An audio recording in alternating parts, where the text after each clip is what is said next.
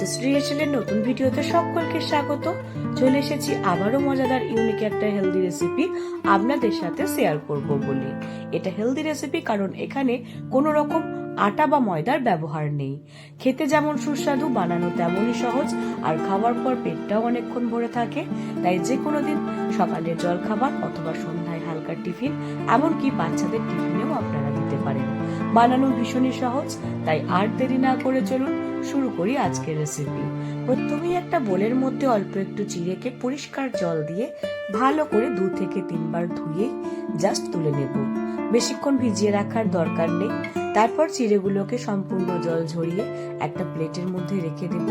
কখন কিভাবে ব্যবহার করব সেটাও আমি আপনাদের বলে দেব। অন্যদিকে চলুন কিছু সবজি কেটে নিই। প্রথমেই আমি 2 মিডিয়াম সাইজের পেঁয়াজকে খোসা ছাড়িয়ে যতটা সম্ভব ছোট ছোট করে চপ করে নিয়েছি। এরপর নিয়েছি আমি এখানে 2 বরবটি, সেটাকেও যতটা সম্ভব ফাইনলি চপ করে নেব। তারপর একটা ছোট সাইজের গাজরের খোসা ছাড়িয়ে সেটাকেও একইভাবে ফাইন চপ করে নেব। যা যা সবজি আপনাদের কাছে থাকবে সেগুলো দিয়েই আপনারা অনায়াসে বানিয়ে নিতে পারেন। এবার ঝালের জন্য কেটে নেব একটা কাঁচা লঙ্কা। অবশ্যই লঙ্কা যেমন ঝাল আপনারা পছন্দ করেন সেই অনুযায়ী ব্যবহার করবেন। এরপর হাফ ইঞ্চির আদারও কিমা করে নেব।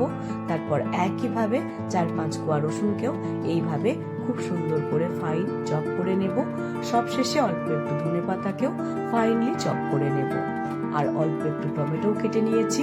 তো সব সবজি দেখুন আমার কাটা হয়ে গেছে।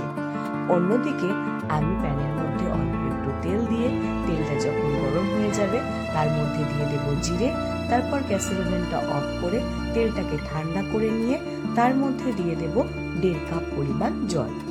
এখানে জলের রেশিওটা কিন্তু বেশ গুরুত্বপূর্ণ, তাই খেয়াল করে আমি যেরকম বলছি সেইভাবেই দেওয়ার চেষ্টা করবেন। তারপর দিয়ে দেবো 1/2 চামচ পরিমাণ নুন। খুব ভালো করে মিশিয়ে নেব। এই অবস্থায় কিন্তু গ্যাসটা একদমই জ্বালা যাবে না। তারপর এর মধ্যে ওই একই কাপ মেপে দিয়ে দেব 1 কাপ পরিমাণ সুজি। খুব ভালো করে জলের সাথে প্রথমে সুজিটাকে মিশিয়ে নেব, যাতে কোনো রকম লাম্পস না থাকে। যখন পুরোপুরি খুব ভালোভাবে এটা মিশে যাবে, ঠিক সেই অবস্থায় গ্যাসের ওভেনটা অন করে দেব। তারপর মিডিয়াম টু লো ফ্লেমে খুব ভালো করে এটাকে জাল করে নেব।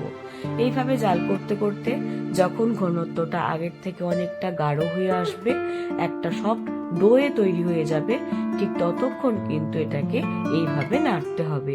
অনবরত নাড়বেন, না হলে কিন্তু জমাট বেঁধে যেতে পারে, যেটা কিন্তু যখন আমরা রেসিপিটা বানাবো সেক্ষেত্রে সমস্যা হতে পারে। তারপর এটাকে একটা বোলের মধ্যে রেখে ঠান্ডা করে নেব। সম্পূর্ণটাই কিন্তু বোলের মধ্যে প্রথমে এইভাবে দিয়ে নেব। তারপর অল্প 1 ফোঁটা তেল দিয়ে জাস্ট ওপরটায় একটুখানি ছড়িয়ে নেব। তারপর একটা ভিজে কাপড় দিয়ে ঢেকে রেখে দেব আধা ঘন্টা মতো। এইভাবে রেখে দিলে কিন্তু ডোটা ভীষণই সফট থাকবে। তো মোটামুটি ডোটা আমার বানানো হয়ে গেছে। অন্যদিকে পুর বানানোর জন্য আমি এখানে ফ্রাইং প্যানে অল্প একটু তেল দিয়েছি। তার সাথে দিয়ে দেবো আগে থেকে কেটে রাখা সবজি। প্রথমেই 4-5 কোয়া রসুন, তারপর দিয়ে দেবো হাফ ইঞ্চি আদা আর একটা কাঁচা লঙ্কা। ভালো করে সবকিছু দেওয়ার পর একটুখানি নেড়ে নেব। তারপর এর মধ্যে দিয়ে দেব 2 মিডিয়াম সাইজের পেঁয়াজ কিমা। খুব ভালো করে একটু নেড়ে নেব। তারপর বাকি সবজিগুলো একে একে অ্যাড করব। প্রথমেই দিয়ে দেব গাজর, বরবটি। তারপর ভালো করে আবারও একটু সব সবজিগুলোকে নেড়ে নেব। খুব বেশি সিদ্ধ করার দরকার নেই, কাঁচা ভাবটা জাস্ট চলে যাবে সেই রকম করেই কিন্তু একটু নেড়ে নিতে হবে। সব শেষে দিয়ে দেব একটা ছোট সাইজের টমেটো। টমেটোটা অবশ্যই শেষে দেবেন, না হলে কিন্তু জল ছাড়তে পারে। খুব ভালো করে সব সবজিগুলোকে নেড়ে নেওয়ার পর সব শেষে দিয়ে দেব হাফ ইঞ্চি নুন, আর কালারের জন্য দিয়ে দেব 1/4 চামচ পরিমাণ হলুদ গুঁড়ো আর হাফ চা চামচ পরিমাণ কাশ্মীরি লঙ্কার গুঁড়ো। অবশ্যই এর সাথে আরো একটু ফ্লেভার যুক্ত করার জন্য দিয়েছি হাফ চামচ গোলমরিচ, হাফ চামচ ধনে গুঁড়ো। এবার এই সব কিছুকে খুব ভালো করে সবজির সাথে মিশিয়ে নেব। এই সময় গ্যাসের ফ্লেমটা অবশ্যই লো টু মিডিয়ামে রাখতে হবে। সবজিগুলো প্রায় 60% মতো কুক হয়ে গেছে। এই অবস্থায় দুটো মিডিয়াম সাইজের সিদ্ধ করা আলুকে ম্যাশ করে ওই মশলার মধ্যে দিয়ে খুব ভালো করে আলুর সাথেও মিশিয়ে নেব, যাতে আলুর মধ্যেও সবজি মশলাগুলো সমানভাবে মিশে যায় আর রান্নার টেস্টটাকে অনেক মাত্রায় বাড়িয়ে তোলে। এইভাবে একটু চেপে চেপে নাড়িয়ে মিশিয়ে নিতে হবে। তারপর এর মধ্যে দিয়ে দেব আগে থেকে জল ঝরিয়ে রাখা চিড়েটা দিলে কিন্তু পুরটা খুব সুন্দর হয় এবং ঝরঝরেও হয়। আবার অনেকেই আছে শুধু আলুর পুর খেতে পছন্দ করে না, বিশেষ করে বাচ্চারা, তো তাদের জন্য কিন্তু এই কথাটা মাথায় রেখে পুরটা একটু অন্যরকম ভাবে বানানোর চেষ্টা করেছি। খুব ভালো করে একটু নেড়ে নেব। তারপর দিয়ে দেব অবশ্যই ভাজা মশলা, ধনে, জিরে, মৌরি হালকা ড্রাই রোস্ট করে নেড়ে নিয়েছিলাম। সবশেষে অল্প একটু ধনেপাতা কুচি ছড়িয়ে ভালোভাবে একটু মিশিয়ে নিলেই কিন্তু পুর তৈরি। খুব সহজেই ঘরোয়া সিম্পল কয়েকটা মশলা দিয়ে দারুণ সুস্বাদু এরকম পুর আপনারা তৈরি করে নিতে পারেন। এবার গ্যাসের ওভেনটা অফ করে পুরটাকে একটু ঠান্ডা করে নেব। পুর তৈরি হয়ে গেছে। এবার চলুন সুজির ডোটা কেমন আছে দেখে নেওয়া যাক। আধা ঘন্টা পরে দেখুন ডোটা অনেকটাই সফট হয়েছে। প্রথমে সেগুলো থেকে একে একে নেচি কেটে নিয়েছি। তারপর একটা প্লাস্টিকে হালকা একটু তেল লাগিয়ে দুই পিঠে মাঝ বরাবর ওইটা রেখে হালকা একটু আলতোভাবে চেপে নেব। তারপর এদিক ওদিক উল্টে জাস্ট হালকা করে একটু বেলে নিতে হবে। খুব বেশি পাতলা করে বেলা যাবে না, যাতে থিকনেসটা থাকে সেটা একটু খেয়াল রাখতে হবে। একটু ঘুরিয়ে আলতোভাবে এপিট ওপিট প্রথমে এটাকে একটা রাউন্ড শেপ দিয়ে নেব। যদি পুরোপুরি রাউন্ড শেপ নাও হয় তাতেও কোনো সমস্যা নেই। একটা বাটির সাহায্যে এটাকে ছোট ছোট দুটো লুচির আকারে তৈরি করে নেব। এইভাবে করে নিলে আকারগুলো একই রকম হয়, তাই আমি এখানে বাটির সাহায্যে এগুলোকে গোল করে নিলাম। এবার সাইডের যেগুলো অংশ এক্সট্রা সেগুলোকে রেখে দেব।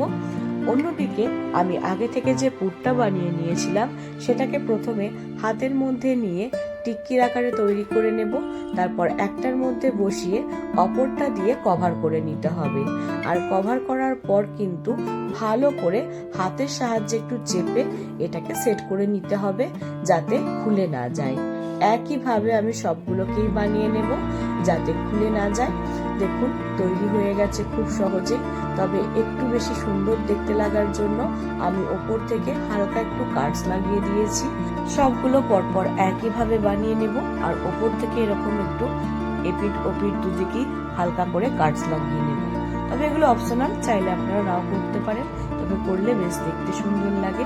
এবার তেলের মধ্যে দিয়ে লো টু মিডিয়াম ফ্লেমে এপিট ওপিট ভালো করে ঠিক ততক্ষণ নাড়তে হবে যতক্ষণ না এগুলো হালকা গোল্ডেন ব্রাউন হয়ে যাচ্ছে। দেখবেন খুব সহজেই কিন্তু এরকম হেলদি জলখাবারের রেসিপি আপনারা তৈরি করে নিতে পারেন। আর এতটাই লোভনীয় যে বাচ্চা থেকে বড় সকলেই পছন্দ করবে। কেমন লাগলো কমেন্টে জানাতে প্লিজ ভুলবেন না। ইউটিউব থেকে দেখলে অবশ্যই লাইক শেয়ার কমেন্ট করে সাবস্ক্রাইব করতে ভুলবেন না। আর ফেসবুক পেজ থেকে দেখলে পেজটিকে ফলো করে অবশ্যই গুরুত্বপূর্ণ মতামত কমেন্ট বক্সে রাখতে প্লিজ ভুলবেন না। শেষ অবধি ভিডিওটা দেখার জন্য সকলকে অসংখ্য ধন্যবাদ। একটা কেটে দেখালেই বুঝতে পারবেন ভেতরটা কতটা পুরে ভরা, তাই এগুলো খেলে পেটটাও অনেকক্ষণ ভরে থাকে।